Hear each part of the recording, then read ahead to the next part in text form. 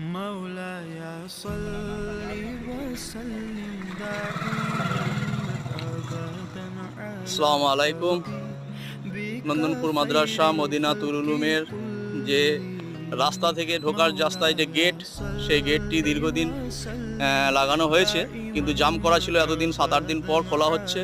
সেই খোলার আগের মুহূর্তে বিশেষ দোয়া, আল্লাহর রহমত যেন বর্ষিত হয় এবং এই গেটকে কেন্দ্র করে আল্লাহ যেন সকল কর্মী, শিক্ষক এবং মাদ্রাসা শুভাকাঙ্ক্ষীদের যেন জান্নাতে প্রবেশ করার তৌফিক দান করেন।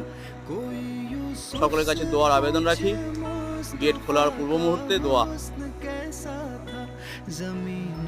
ঠিক আছে, চাই দেখো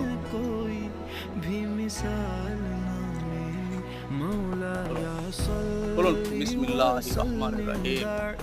আল্লাহকে কেন্দ্র করে তুমি জান্নাতের দরজা খুলে দাও। আমিন।